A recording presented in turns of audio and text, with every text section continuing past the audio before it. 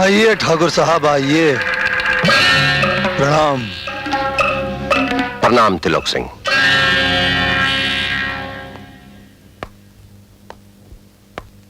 कहिए क्या लीजिएगा? ठाकुर साहब, आज तो हम मुंह मीठा करके ही जाएंगे। सुबह सुबह हमारे घर मुंह मीठा करने वाली बात।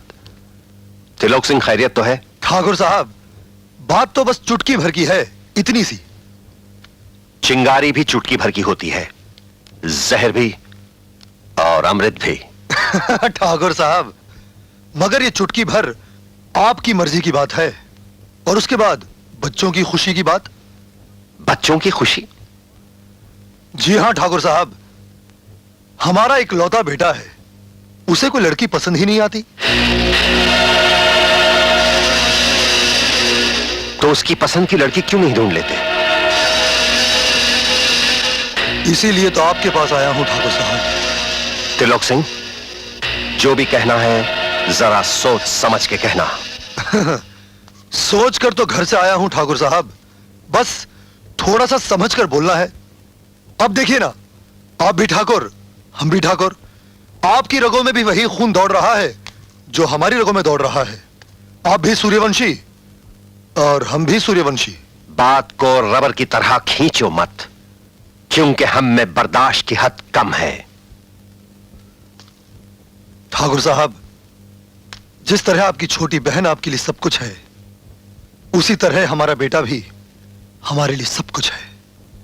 तो हमें चाहिए त्रिलोक सिंह, कहीं भी जाने से पहले आदमी अपने आप को एक बार आईने में जरूर देख लेता है, अपनी मान अपनी मर्यादा की चादर में झांक लेता है। छोड़िए ठाकुर साहब, चादर चाहे कैसी भी हो, पड़े पड़े उसमें सुराख हो ही जाते हैं। और हम उस सुराख वाली चादर को अपने शरीर से कभी नहीं लपेटेंगे।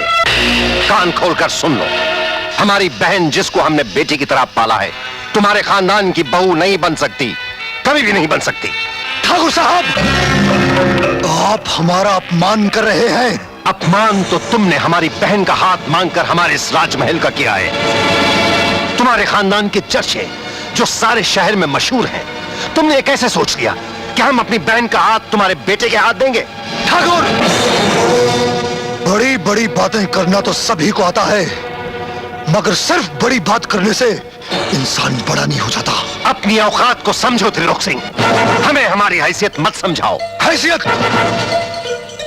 हैसियत तो अब मुझे तुम्हें समझानी पड़ेगी ठाकुर जगत प्रताप सिंह, ताकि तुम्हारी आंखों पर बंधी गलतफहमी की यह पट्टी खुल सके।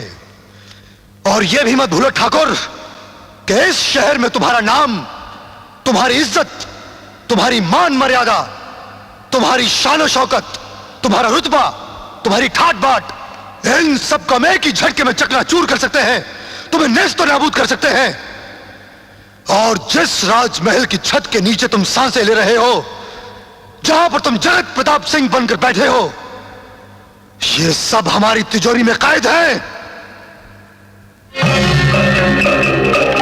भूल गए ठाकुर कि तुम्हारे स्वर्गीय पिताजी ने तुम्हारी सारी जायदाद हमारे पास गिरवी रखी थी? गिरवी रखी नहीं थी, तुमने उन्हें शराब पिलाकर, बुरे रास्तों पर चलाकर तुमने सारी जायदाद अपने नाम पे लिखवा ली।